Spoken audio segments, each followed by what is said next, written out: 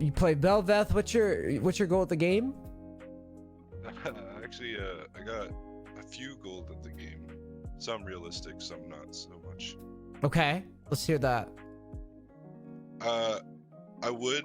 So basically, I'm just quitting my job soon, and I want to put a lot more work into streaming and then playing some League.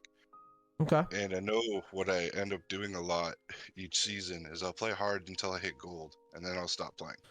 So, do you want my?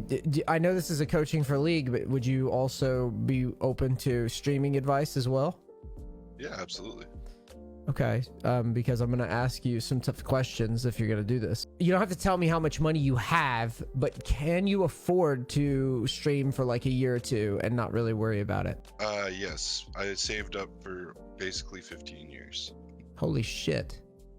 Yeah, putting enough money aside where I'm comfortable for a year. So you're gonna do a year? Yeah. Yeah, so the reason I ask is the first thing that, that I wonder is because for me, when I started getting into streaming, I just had enough money saved to risk it, right? So that if it doesn't go well, you're not just, you're not going month to month just like struggling because, or alternatively, you're not stressing. My wife is military, so I'm never really that worried about. I mean, I'm worried because of ego, but like I'm really not worried if I have a bad month. Does that make sense? Of course, yeah, makes sense. So yeah, and then the next thing I'm gonna say is, you say that you want to be a streamer for this game, correct? Yes, correct. So, for somebody that's passion is streaming, I do find it very bizarre that you haven't played that much ever.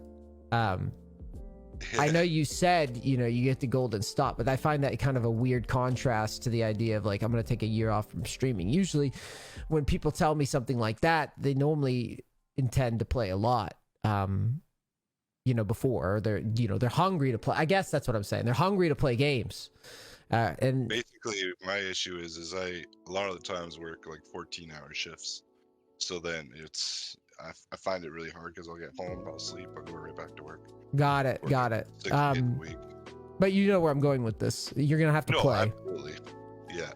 No, because I definitely knew. I'm like, I know there's gonna be 2 or 3 things you say to me. One's gonna be I'm not playing enough. I know that definitely. Okay. Because I think I've played like maybe 50 something games so far this season. Yeah. It's I'm looking through it right now. It's about 50, on the dot. And then, making sure that if you're going to do streaming, that's cool. I mean, I'm a guy that followed my passions and here I am, but it's also, I want to make sure that anybody that's doing it is being responsible, and you do need kind of a bankroll to do it. I respect it. So you can see my screen, yeah? Let's see what you come up with. I like grabbing random games just to see what people are doing, what they're working on. Yeah. I know this kind of puts you on the spot since it's going to probably be a bad game, but this is the most recent one you've had.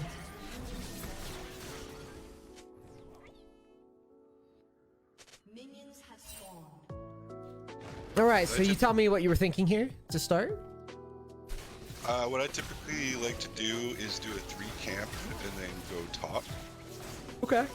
Or if I see that my top's like pushed in or something, I noticed it was Quinn, so I thought she was gonna shove on Renekton.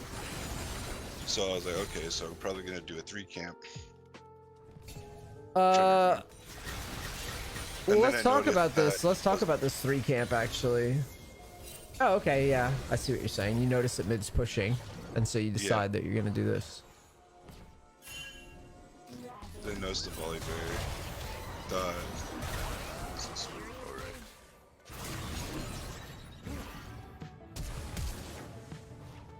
All right, let's talk about the gank here. What I find, just based on my own experiences with facing this champion, what I find often to be the best play with Belveth is to just move the ganks forward fast. I probably have died to this champion more than anybody in this video game. I swear to fucking God. Which means that I'm extra experienced in how to fail versus this. And as far as like ganks are concerned, I want you to think like this. When you're Belveth, I feel like the faster you play the gank, the better. That's always just been my experience. So when you come out and you're walking this in, you need to just fucking flash and W this instant, like as soon as you can. Right. Just play the gank fast. If the guy has no flash or doesn't flash it or whatever the fuck, that's good news for you, right? And then you can play out the kill. But when you drag ganks like this out, I always think it's terrible. So try to make your gank quick. Jump out, run at the guy. Flash W here. Just go. Don't think, go. He's not dodging it. Right. You know what I mean? It's just been, like I said, my experience with feeding this champion every other fucking game. I just don't respond well to a flash knockup. And I think the reason why is because it's so quick. It feels like it's quicker than most champs. And because of that, I think it's a lot harder to outplay. Yeah.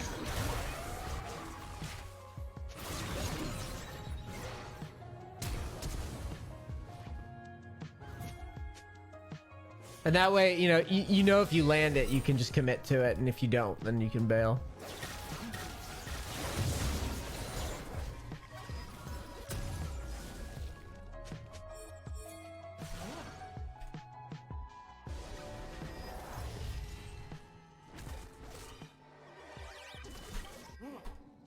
I'm just looking at something real quick. So you see Volibear go into his jungle, and then you do wolves, and you know that he has no flash. I'd be very tempted to go for Scuttle here, mainly just because I feel like you can get it for free, and then you can take your camps because you're so out of the game without flash, right? Yeah. So when you recall here, because that's why I was like looking at the VOD watch. Because you can kind of tell where he goes. Unless he's just mind gaming the fuck out of you, which I highly doubt. You know where he's gonna look. Do you know what? Honestly, I didn't even see him start to go up. I thought he was going straight to Scuttle. So with me, I was more worried because he was full health. Oh yeah, I'm with you. I'd be scared too. That's why I went and looked it back over again, because I'm just like, when you basically whenever you're watching like fight, like when fights break out at the end of fights, like when you leave this fight and you're rotating, this sounds kind of obvious, but it isn't. So for example, like if I'm clearing and I see a guy pushed up, I rotate to that, right? Well, when the jungler's on the map, it's really, really important that once a fight ends, like before a fight breaks out or before a gank breaks out, you want to know where the wave state is. You want to know where, whether or not that gank will succeed. You chose to gank Vex, which I don't necessarily hate or anything. I don't hate the idea. I thought it was okay. It just didn't go our way.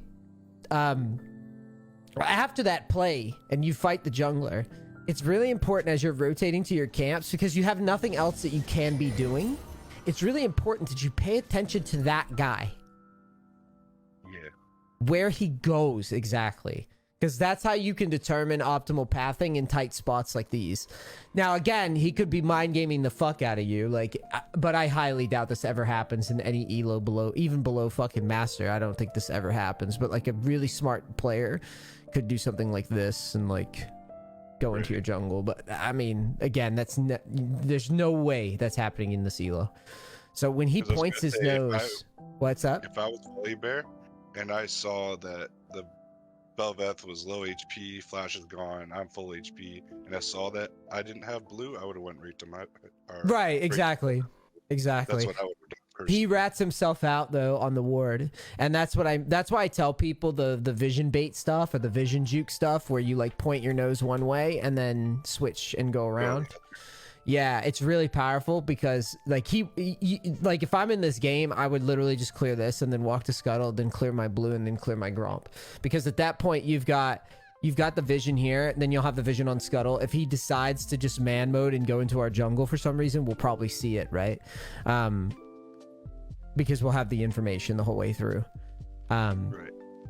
And so that's just something that I was, willing to nitpick there, because I think it's a good learning opportunity.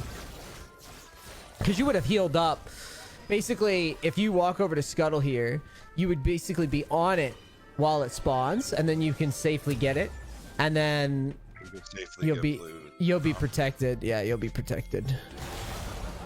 Now this is what happens. See, if you don't make that play, then he gets Scuttle. But if he just sees Scuttle taken, he ends the play right there. He won't invade. That's what I'm trying to show you. Now, do I think that you know, you are always going to be able to get away with stuff like this? No. So let's just see what you do with the rest of this game. Tough comp, by the way, for Bel'Veth, I would imagine. Yeah. Oh yeah. Seems like it would be. I don't play Bel'Veth, but it just looks tough. Fine, like volley and fine. Yeah, that's what I'm thinking. I'm thinking stupid champs that could run into you would do really well.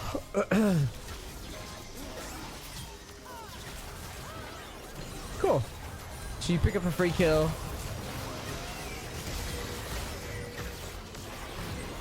Yeah, I wasn't expecting that. Right, so let's look at this real quick.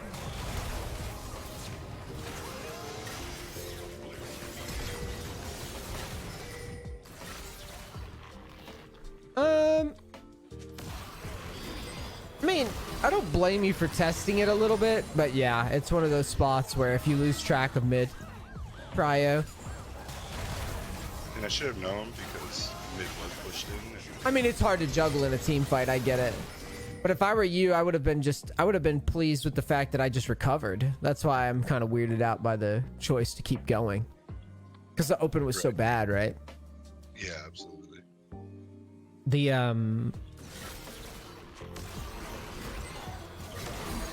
The Vex jumping down to us is just tragic. But depending on your awareness level, which comes with time, you can know that she's coming in that spot.